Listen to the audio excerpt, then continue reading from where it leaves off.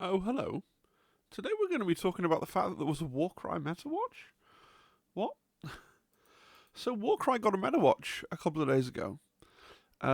Its first ever Metawatch article, and I do urge you to go and watch the video and read the article in full. Don't just take our word for stuff. I will link the video in the description.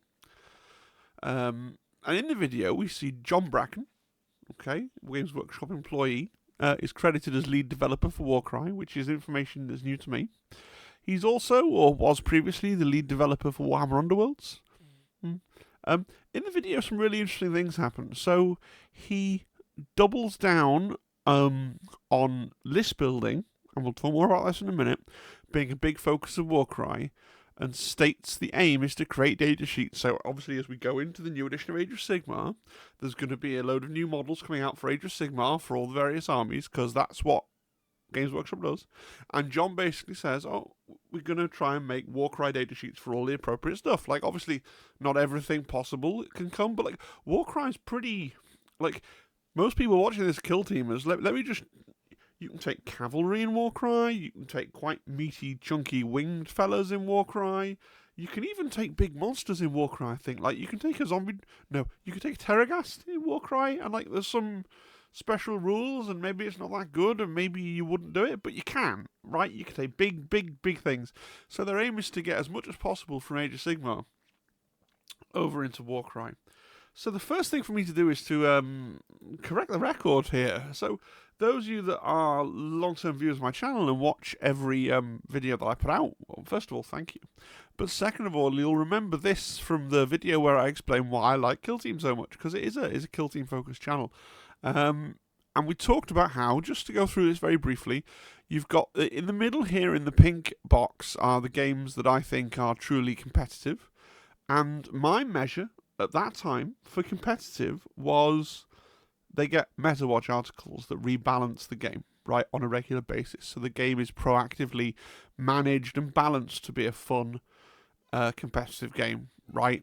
And then in the gold box here, we've got games that are created by the core Warhammer studio, seemingly, and are Warhammer, right, in principle.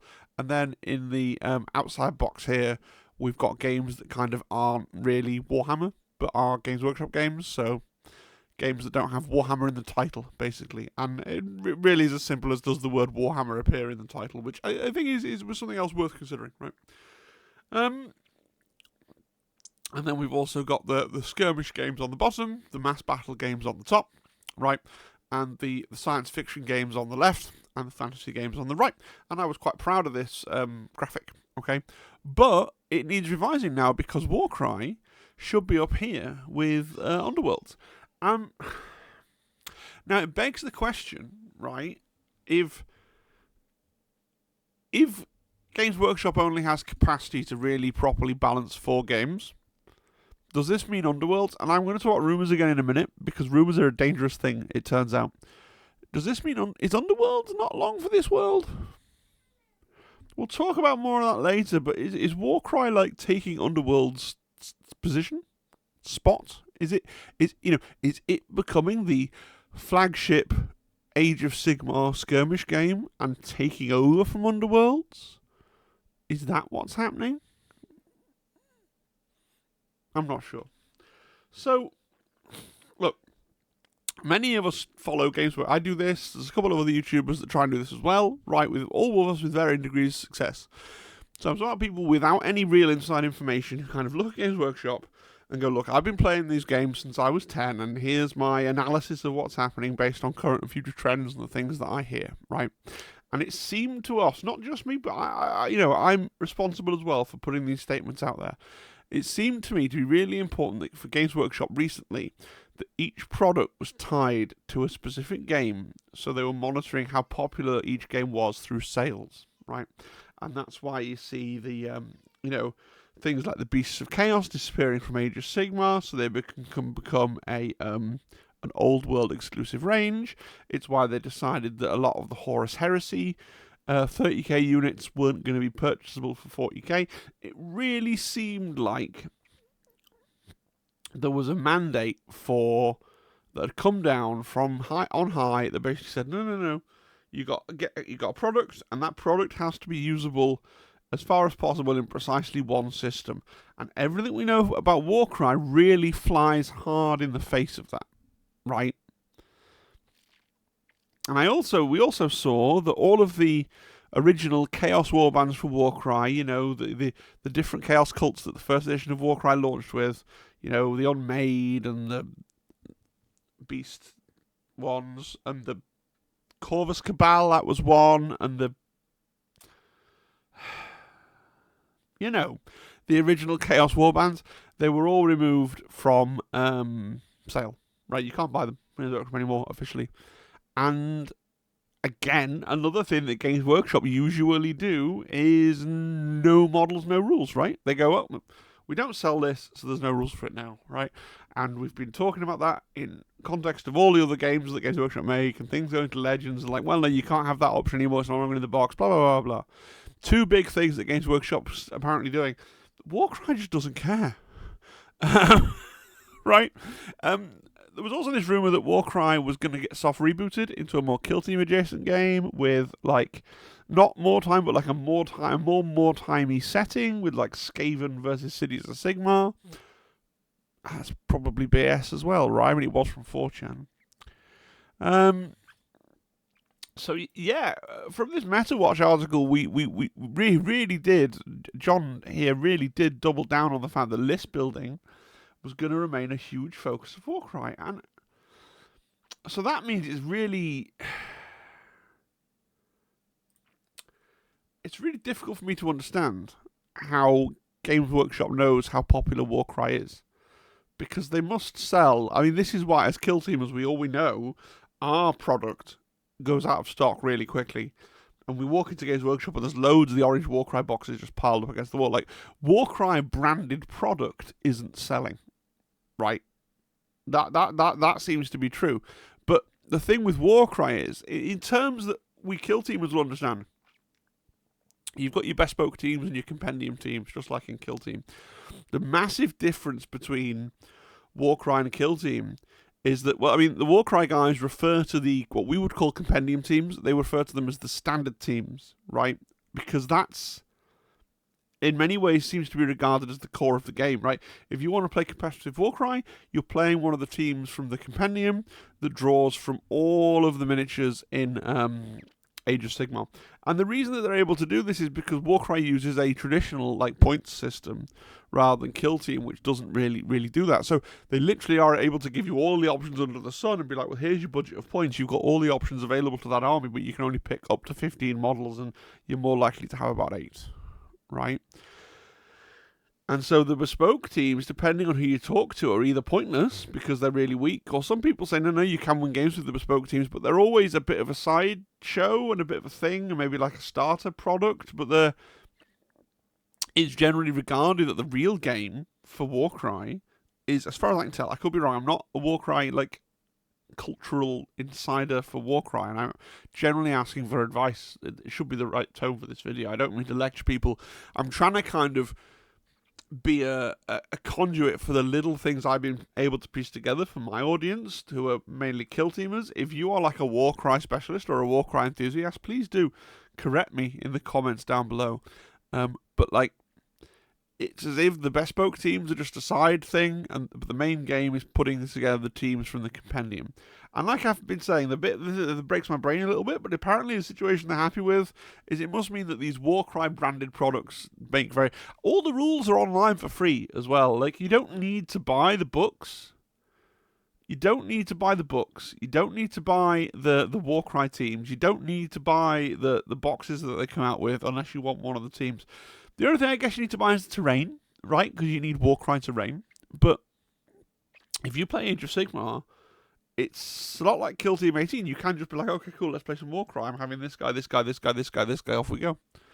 And some people really love list building. Some people love list building and always have loved list building. And, you know, we've talked about this before as well. I did a video, does Kill Team need list building, right? Some people really want list building to come to Kill Team.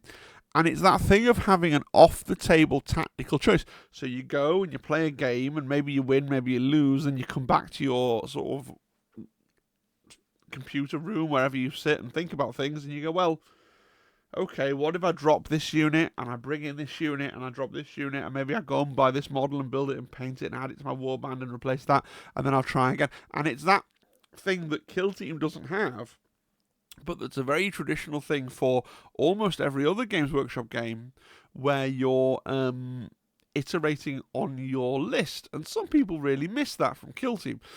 Personally, even though all of this has made me quite Warcry curious, and I'll talk about why in a second, even though all of this has made me quite Warcry curious, I don't think Kill Team needs to have list building in the same way. Because, okay, here's the thing. I don't want all of the tabletop games I play to become homogenous. So even if this game over here has a really good mechanic that I like, I don't want it to be, oh, every game that I play has that mechanic, right? Because otherwise, why am I playing different games? And this is an argument that I have a lot of people on the Discord. That people are like, I don't like this game. It's got this. I like this game because of this. This game that I love has everything I love, and it's like great. But if every game is the same as the one game you like best, why play multiple games? I think it's quite interesting that Warcry can scratch this itch in a way that Kill Team does different things. It scratches different itches. It explores niches within the 40k universe, right? Now, I understand there will be people going, but Phil, I've got a giant 40k army. Everything you're saying sounds awesome, but I don't have a giant Age of Sigmar army to pull my Warcry warband from, so that's why I wish that a Kill Team did this, right? I do get that. I do have a massive Age of Sigmar army that I basically never use, which is kind of why I'm excited. I have a massive collection of Soulblight Gravelords. Well, not massive, a moderate collection of Soulblight Gravelords. Never played, might get some games in when the new edition launches, I don't know. Never really play with them, but I do really like them. In some ways, I like their aesthetic more than any of the 40k that I own. Big fan of like classical skeleton warriors. I didn't really explain why the Metawatch article has put such this wild hair in my mind of wanting to play Warcry. Part of it is, every Friday I play Kill Team with Zimbad. I think Zimbad's getting bored of Kill Team, to be perfectly honest with you. What he really wants to play is 40k, but we can't in that Friday evening slot. But maybe if we start playing Warcry, maybe start playing Shatterpoint as well, and we had once a month, well, once every 3 weeks we'll play Kill Team, once every 3 weeks we'll play Warcry, once every 3 weeks we'll play Shatterpoint. Maybe that would be more interesting. So it'd be good to add in more skirmish games that we could play. The second thing is, why does the Metawatch article make a difference? Well, look, I like tournaments, but I'm not a tournament gamer. In the sense that I like the concept of being able to go to tournaments and understanding how tournaments work, because that's how I play somebody other than my wife or Zimbad. Right? I'm not a member of a big gaming. I don't have a big gaming group, a big gaming scene. I've lived down here in Colchester for nearly 10 years now. I've tried to get into different groups and things, and I just never really found one that I've gelled with. So I like to go to tournaments because I like to play games against diverse assortments of opponents. Right? I don't happy to become bottom or middle of the bottom half or whatever it is. But so I'm not a tournament gamer in the sense that I don't necessarily want to run the most competitive thing, but I like to feel like the game is fair. And if it has a Metawatch article, if it's being actively balanced, I'll feel like it's fair. I can't get into a game where people are like, oh, this is a really casual game, if that's code for some units are just really overpowered and some units are really underpowered, and it's just kind of not really, there's no care being taken to the rule set, then I don't really enjoy that. So I'm not someone that needs to win, but I like a finely balanced game. I think it's weird because we talk about casual and competitive, with the emphasis being that everyone that plays competitive games are really into being the very best, right? And they want to compete and win. I like competitive games because I like to know that the game's fair. I like to know that when I lose it's because I suck, and not because I picked an army that everybody knows is like a rubbish army, which is the problem with Blood Bowl. Blood Bowl is a game with a hyper-competitive mindset and the least competitive rules in the universe. But that's a whole... I'm going to cop some flack for that in the comments. But you can't... oh, this is the ultimate expression of competitive play. Also, halflings, but everybody knows not to actually play the... It's a whole thing. that I despise. But moving on. So maybe I want to Warcry right. Trouble is, I get this massive analysis paralysis. So if you saw my video about why I love Kill Team, not having list building is actually quite a part of it, right? So if I'm going to play a skirmish game with list building, and there are so many options. Like what I want to do, my idea of cool, I've put a picture here from Jason and the Argonauts. Have you ever seen the classic Jason and the Argonauts film? It's got this wonderful scene with like really early proto special effects stuff where the skeleton warriors, and they're all little models and stuff, and they're attacking the main characters and things, and they look so cool, right?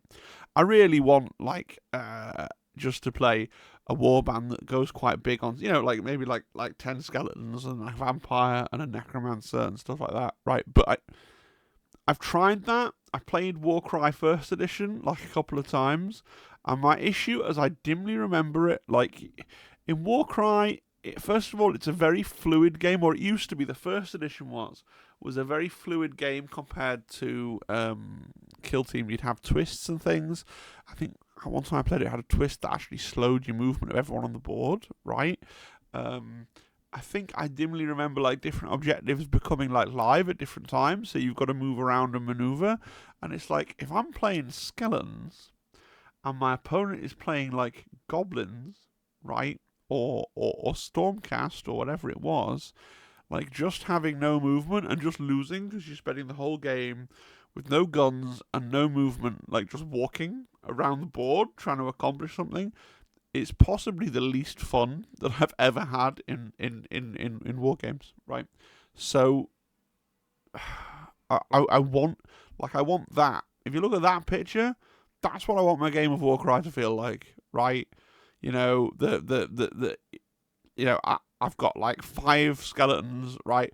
Individually, they're probably all rubbish, right? But they're in combat and they're fighting, and there's like one guy, and he's probably going to kill all the skeletons if the skeletons are lucky and there's enough of them, and then the necromancer can come and like raise up the skeletons that are dying, and there are more skeletons, and you drag down by skeletons if the dice are in your favour and things like that. That's like my fantasy of what I want the game to do.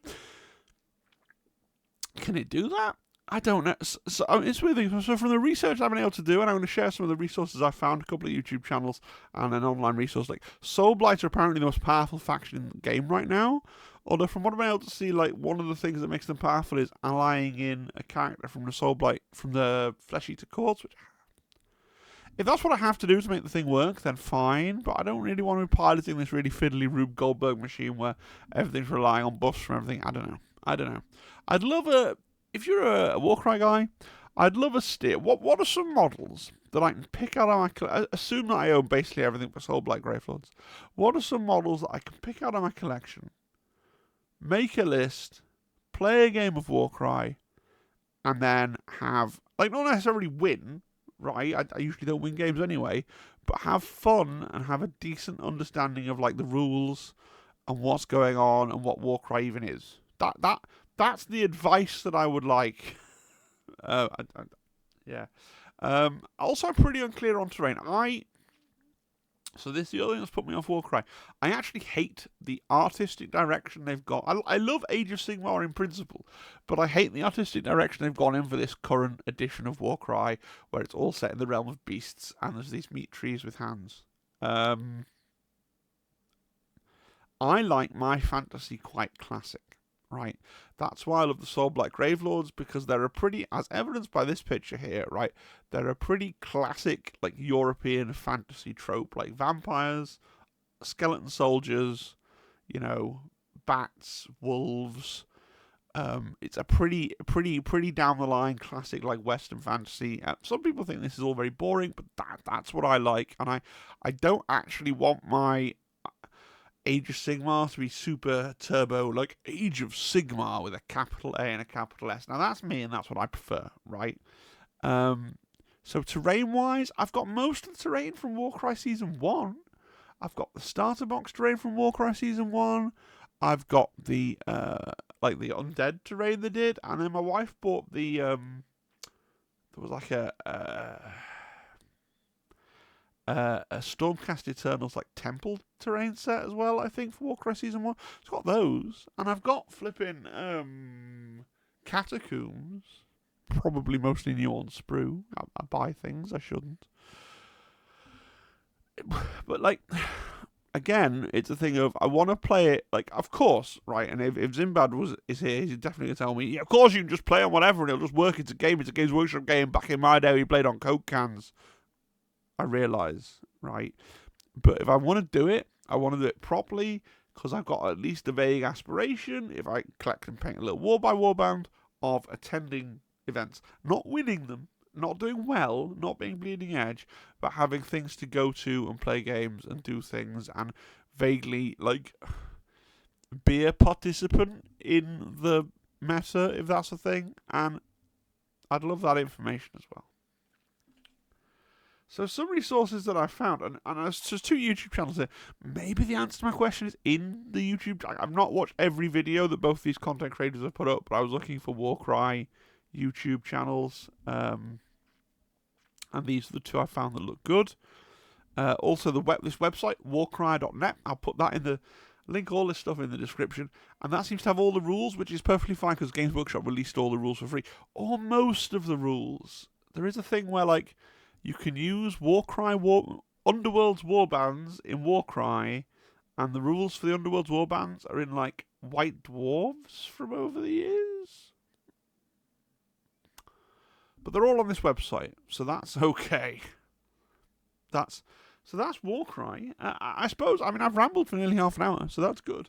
I suppose the main take, like, look, in the big vision for this channel, it's not actually a kill team. I realise it mostly talks about kill team.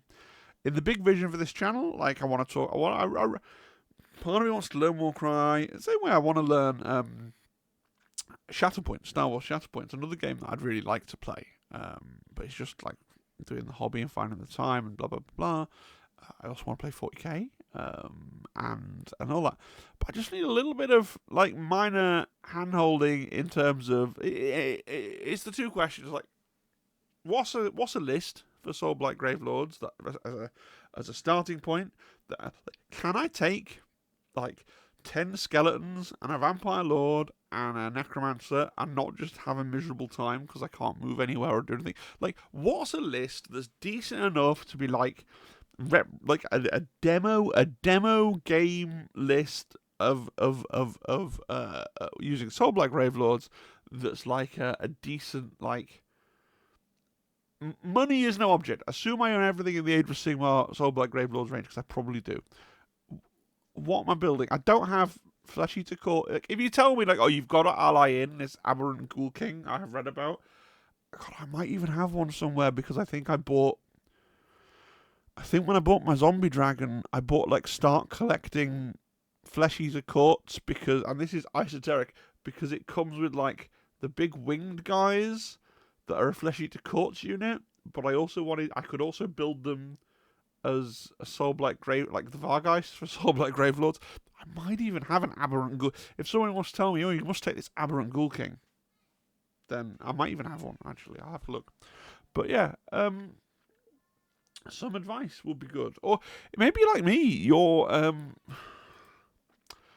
Warcry curious, has the Metawatch article piqued your interest in the same way as it's piqued mine? Like, has anybody else understand this feeling I have? Like, oh, well, if they're going to do a Metawatch, it's proper game, we can play it, and we can get stuck in with it, and it's not going to, like, disappear or just be laughably, like, unbalanced, and not, therefore, fun, right?